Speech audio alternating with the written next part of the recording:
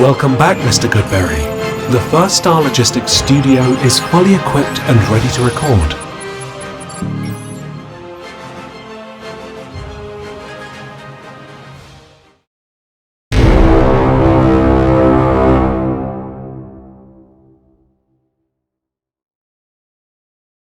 Welcome back to Bengals on the Brain, presented by First Star Logistics. I'm your host, Joe Goodberry. This is episode 70, and we're going to do a mock draft with 1 month to go until the NFL draft is here. So we'll probably do this one and then have one right before the draft. So we'll probably get 3 versions of this. We'll look back afterwards, I think, and see which one was closer, because we did one about a month and a half ago at this point. And I believe we went with Johnny Newton in the first round. And are we going to stay with defensive tackle now that the Bengals have signed a starting right tackle in Trent Brown, which we have numbers on finally? It is a 1-year deal worth $4.75 million. The cap hit is just $4.4 million. It is a steal. That's got to be about the cheapest veteran starting tackle contract in the league. And it's 1 year, which can tell us 2 things probably. Number one, it can be a steal if he plays and plays well. Number 2, it gives me feelings of Lael Collins when they got a steal with him, and then they got a steal because no one else was interested, because that hip and that knee in his back was clearly on the decline, and his career was going to be cut short with injuries. And I mean, he ended up getting hurt and suffering a serious injury with the Bengals, but he couldn't practice. Remember, he couldn't practice in camp, and it was a whole thing right before he even got hurt. And he couldn't move the same anymore either. And it makes you wonder with Trent Brown. He hasn't had any major injuries, but it means no one else was interested. And usually when no one else is interested, it's for a good reason. So there's a little bit of warning there, and that maybe means that they are more likely to take a tackle at 18 now that you can see the type of commitment they made to Trent Brown. Not a big one at all. Almost nothing guaranteed. I think it was $2 million guaranteed. So we'll jump into this. We're going to go head over to FanSpeak, where I've got my own Goodberry consensus board. You can go check that out. I'll put a link in the description down here, and go mess around, have a mock draft, send it to me. Let me know how yours ended up. Let's dive in. I'm on fanspeak.com. As I said I would, you start by selecting your team, taking the Bengals. We're going to go 7 rounds. We're going to use the Goodberry consensus board, which takes all of the internet boards out there, rankings, puts them all together to come up with a consensus to see how the entire draft online world feels about these players. And then I go in and I tweak it. So if I see somebody runs a 4.7 at corner and he's ranked 45th, well, I'm like, well, he's not going to go there. So now I'm going to drop him back just a little bit. So I tweak with the consensus after that. When you hear like, oh, this guy's supposed to go, Theo Johnson's supposed to go in the 2nd or 3rd round. So, okay, I'll slide him up there. Now, some of these aren't reflected. I update this on Sunday every week. And already we've heard things in the last couple of days that are going to make this obsolete. So it goes pretty quickly. We will go with all of these normal settings. We'll go difficult. We'll keep it fast. And we'll use we use random boards for the computer, just to mix it up just a little bit. And they're trying to trade with me already. We're not doing the trades right now. Let's at least get in here and figure out how this will go in the first round. So I'm going to hit this button and we'll get started.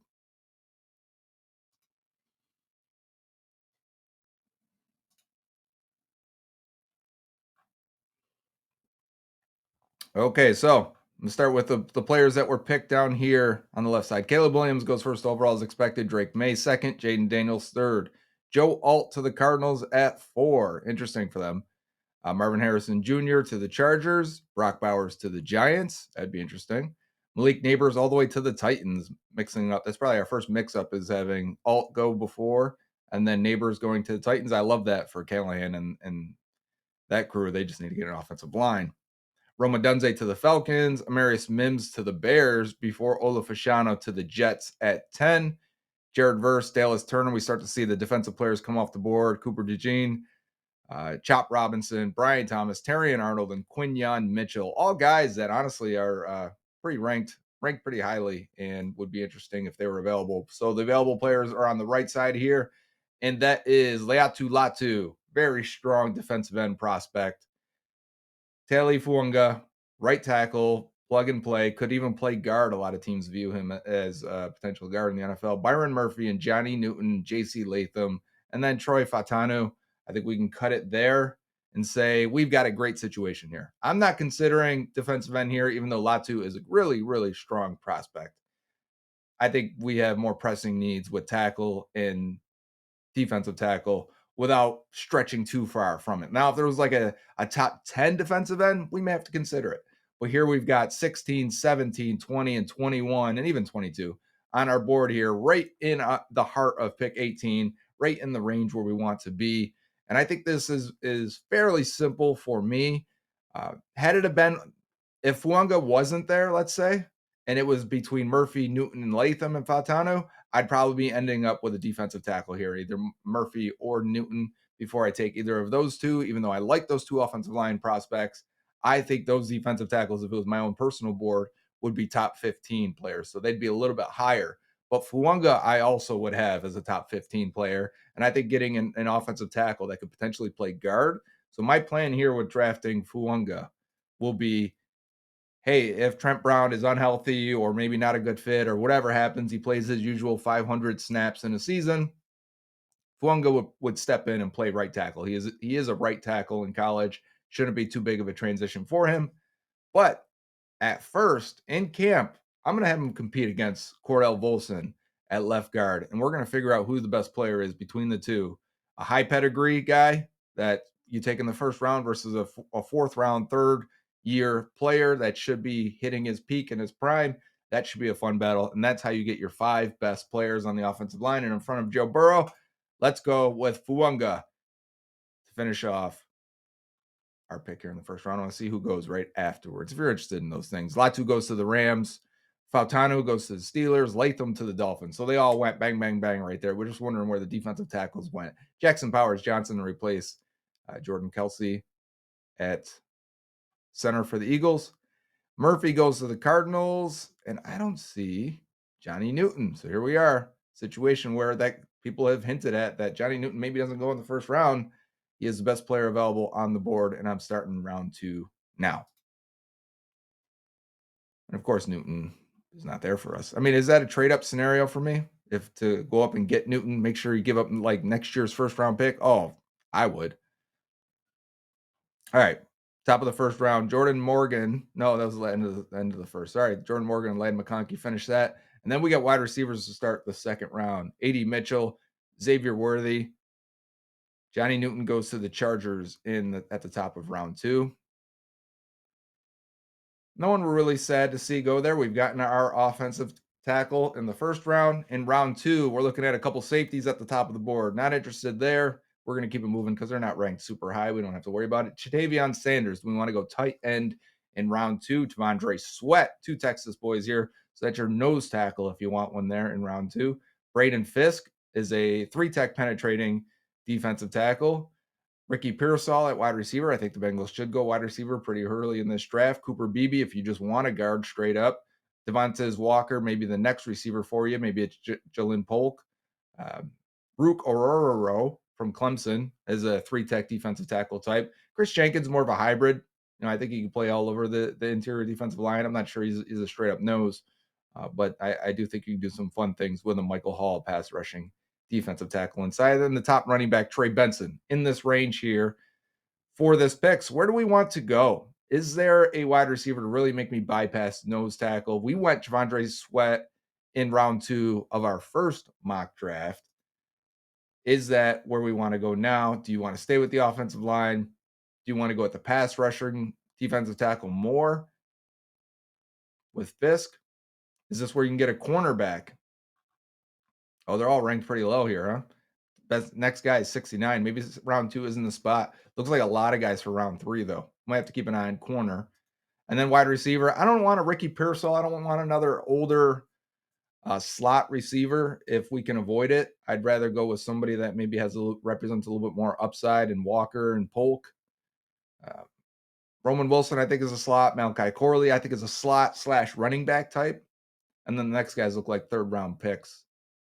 Jalen McMillan, Jermaine Burton, Javon Walker in that range. I think we'd be better off waiting until round 3 to take those positions. But I also feel the same about tight end in the later rounds. Would taking it Jatavion Sanders here be completely crazy? I think I'm leaning that way. And why am I not leaning nose tackle? So a lot of people say, well, I don't, I'm not going to bypass Sweat just because I think we've already taken him. And I think he goes a little bit later than this. I actually think he should be between the Bengals' second and third round picks. So maybe you want to trade back and get into that range and feel better about it. But I also think they're more inclined to take these guys later, like a McKinley Jackson or a, let's see here, Jordan Jefferson, a Fabian Lovett, Evan Anderson, these guys, Christian Boyd in the 6th round or so. I think they're much more likely to fill it that way with a couple of picks. Although I think Sweat would make a lot of sense here, and I would not be against it in a lot of ways. And there's still a lot of tight ends I would take later. So let's take this out. So I've done a lot of rambling now. The idea to maximize your current draft pick versus maximizing the entire draft as we're getting to this. If I take a tight end here, that loses the value of taking like a Sinnott or a Bell in the 3rd, 4th round, Cade Stover in the 4th. Theo Johnson's supposed to go much earlier, but getting Theo Johnson in the 4th round, I really only want Sanders, Sinnott, Bell out of the guys remaining. Those are the guys I'm targeting.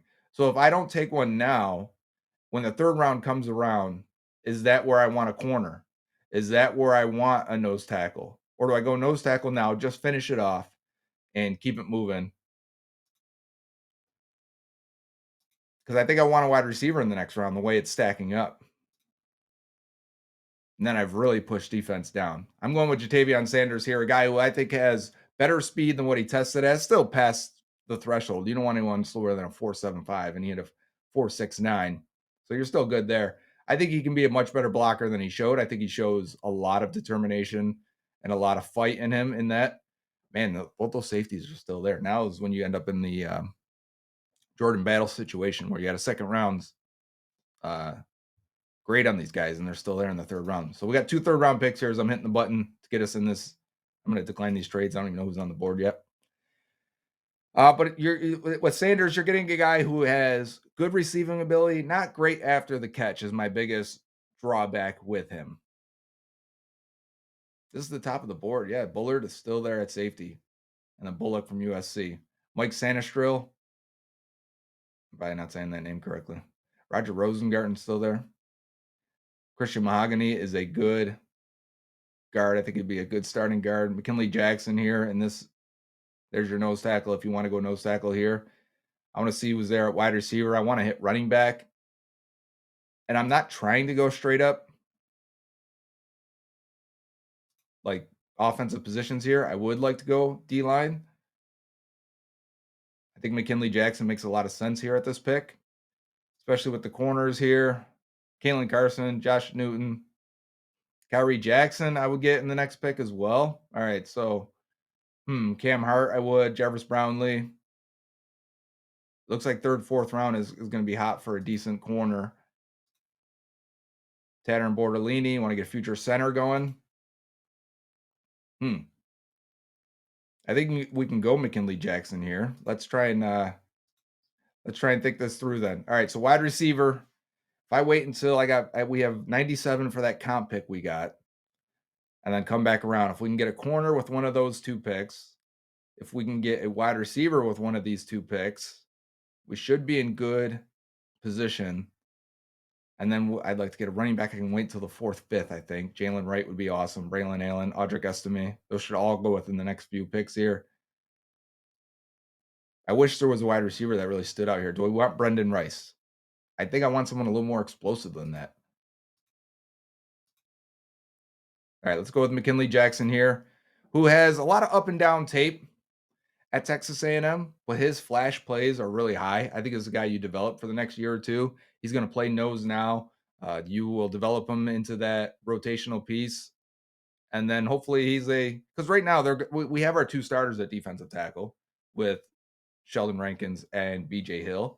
I think drafting a nose tackle, while it is a need, we're talking about a guy that may play 200 snaps at nose tackle this year, and then another 200 snaps at regular defensive tackle. So we're not talking about a full-time starter at nose, even though we all feel like it's a big need for us. Kyrie Jackson here from Oregon would definitely do that. I'm always going to look at this offensive lineman, Zach Zinter. Tanner Bortolini is still there. Wide receivers, Jalen McMillan for sure at this spot. Jermaine Burton, Javon Baker would take all of those guys. I think Jermaine Burton offers speed, explosiveness, inside, outside player. I can play him on the outside. I can play him in the slot. I would be for sure all over that in the spot. Jalen Wright is still there. I think would be a slam dunk pick where you can really upgrade your running game situation. I think wide receiver is a little more important. I think there's more running backs that I like. I'm going to go Jermaine Burton to switch it up a little bit. I mean, we're talking about a guy that's going to help put Chase in the slot. And then when you put Chase out wide, you can put Burton in the slot. Very similar inside outside explosive type player as Chase.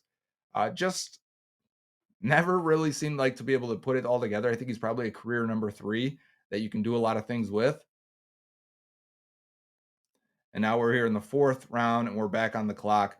And I mean, we're still in great shape with McMillan, Estime, Baker, Shipley. This is the top of the board in the 4th round. This is a great situation to be in. I wonder if we should have went corner with the last pick. I would take Brownlee here.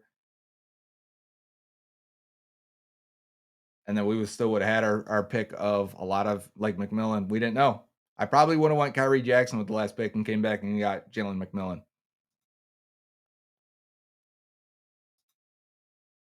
At running back, I think Estime would be a fun player to add. I think Marshawn Lloyd would be a fun player to add. I think we have to do it in this pick here in round 4 if we want to get one of these guys, because if not, it really drops off afterwards. There's some guys you can throw darts at, but I really like the idea of adding Audric Estime, and I think we did already. So maybe I won't. Maybe we'll hang back a little bit here.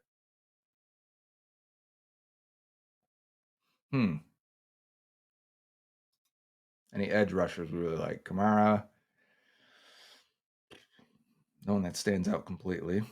Miles Cole later.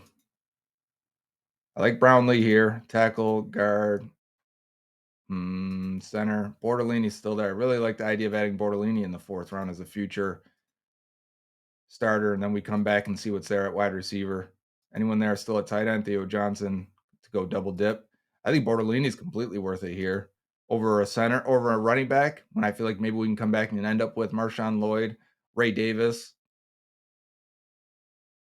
It's worth it. Let's go with it. Tanner Bortolini tested really well, coming from a good program in Wisconsin that consistently turns out starting offensive line material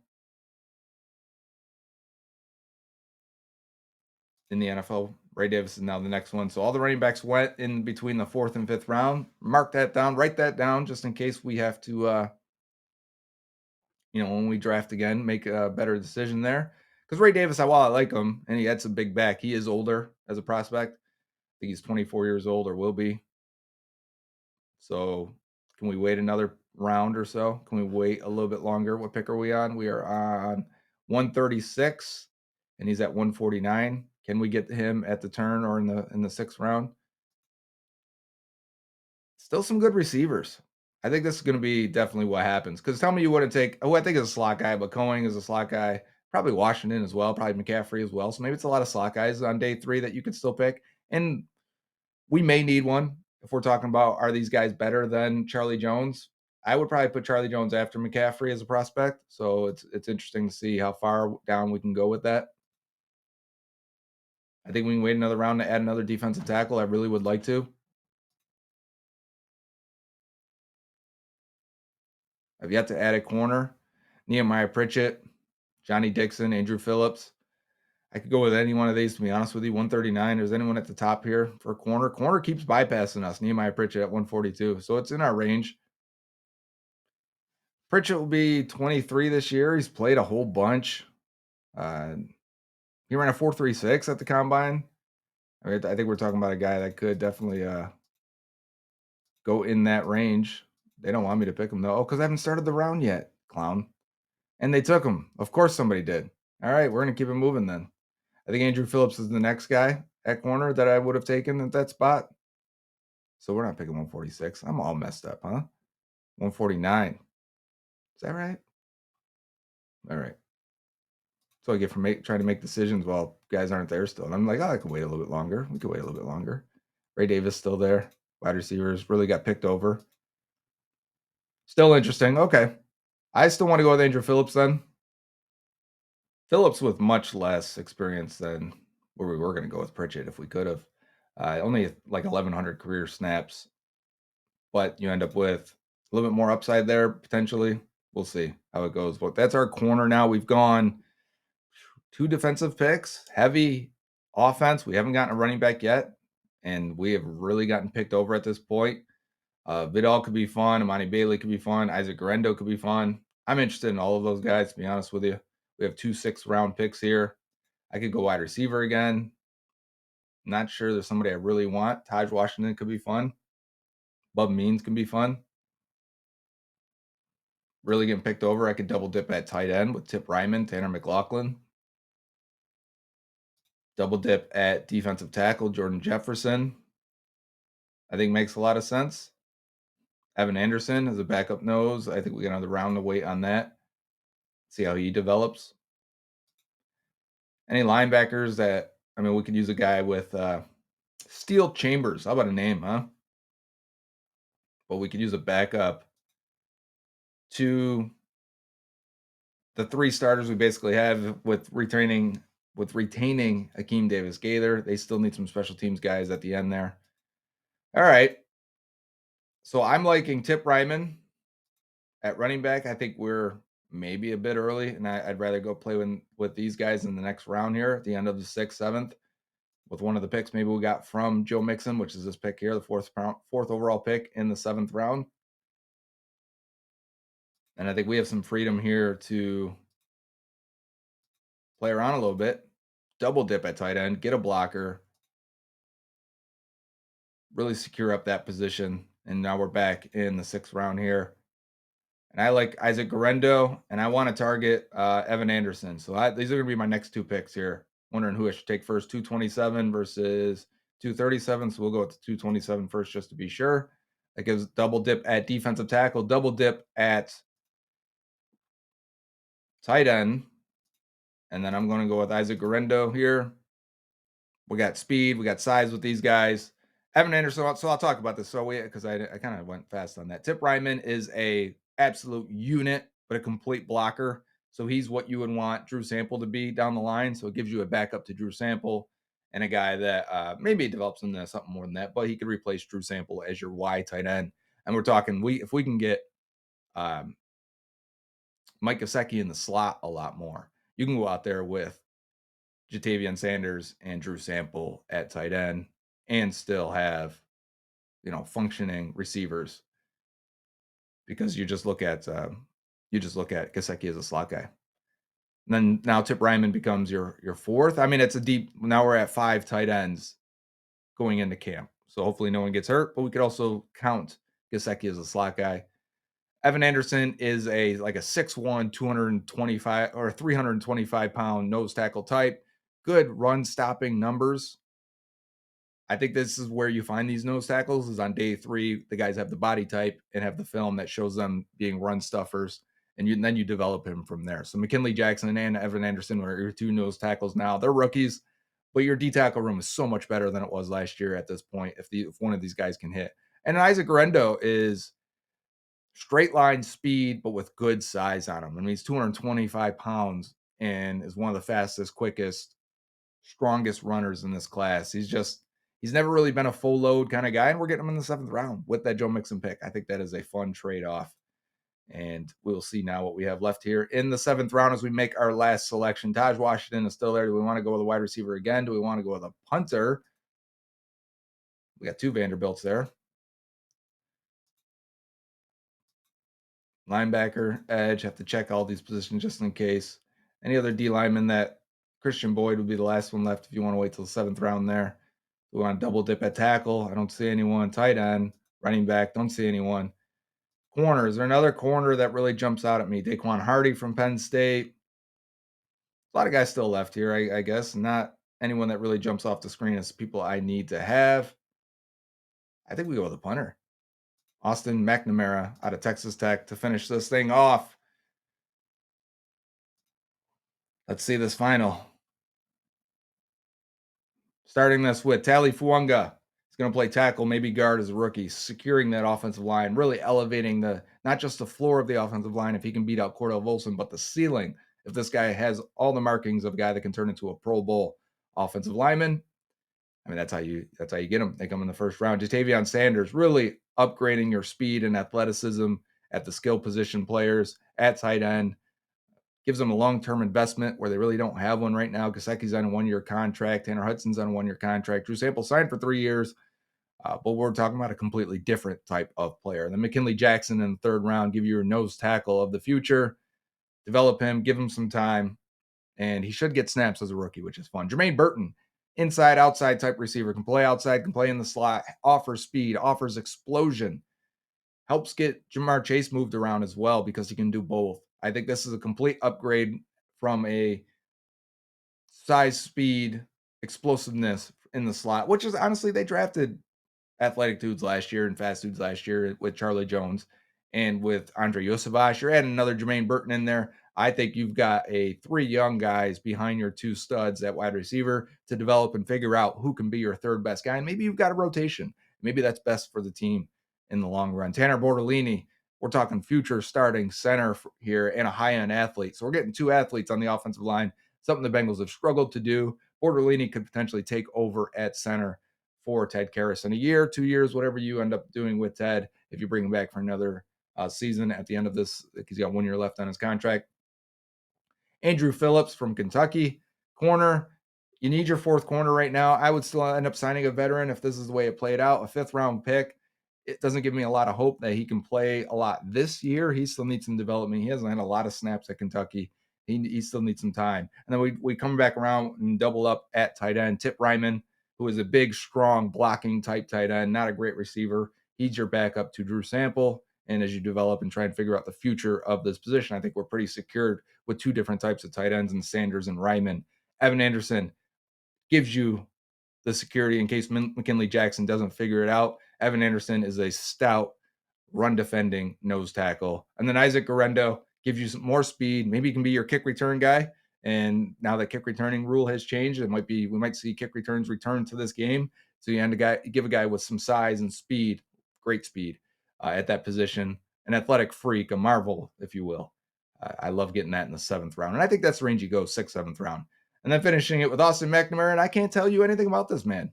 I don't know this man. I don't know who he is, but he's a punter. And we need to bring in some competition for last year's pick, Brad Robbins. The Bengals have failed to do that in free agency with a veteran. So it's going to have to be a pick or an undrafted free agent. What grade do you give me? A, B, C, F? Yeah, skip D. But if you're giving a D, you might as well give an F also. So let me know what you give me for a grade, but also head over to Fanspeak and try and use my board and see how it plays out for you and how maybe you can take this process and do your own. Feel free to tweet it at me, your results at Joe Goodberry. Feel free to put them in the comments and just copy and paste if you want to and mark it down there. I do read all the comments. I do appreciate how often you guys engage and bring up good questions that I use from time to time. Yeah, I think at this point, if this is how the draft laid out, I'd be pretty cool with it. I think you'd be much better on the offensive side. You'd be more explosive. You got some talent at wide receiver, tight end, and running back while getting two offensive linemen. I do think this could turn out to be a very offensive heavy draft. Now, who knows, right? Because I think defensive tackle, corner could be sneaky picks in the first round. And then if they came back around and needed a nose tackle afterwards or a corner in round two, or wanted to get a linebacker later to fill out that room, I could see it all. I could see these defensive picks happening. And we did. We took two nose tackles. We did take a corner. So, yeah, and I would have liked to take a linebacker. It just didn't work out that way. But I do think this sets up to be a very heavy offensive draft. You need two on the offensive line for depth at the very least. I could see them getting a running back for sure, replacing Chris Evans or maybe Travion Williams, depending on how you look at that. Wide receiver for sure. Could it, I know they just drafted Yoshi and Charlie Jones, but, we're talking about the future here. It could even happen in the first round. And then tight end, I know they've gotten three guys back this offseason, but you still have no long-term investments. So I still think a tight end pick is going to happen. I think we're looking at a heavily influenced offensive draft, and they kind of need it. It's the reset point for a lot of positions, around Joe Burrow. So that's what I've got for us in mock draft 2.0. 1 month to go. We'll see which one is more accurate. If I get more than one right, maybe two right, that'd be nice. This is when we start to hear the most noise, though, with a month left to go, because the team itself doesn't have their draft board. But once they do, is when you start to, teams around the league start to trickle things out, and it gets to the media as they're like real high or real low on a player, and then you know that's how it happens. So we'll stay tuned to those rumors and keep our ear to the ground. Until next time on Bengals on the Brain, presented by First Star Logistics. Friday, more film. We're jumping back into the prospects. Excited to look at some of these later round running backs, wide receivers I'm hitting this week. Excited to show you a few guys. Until then, Uday. Dave Lapham here, and every day I am grateful for my experience to have played professional football.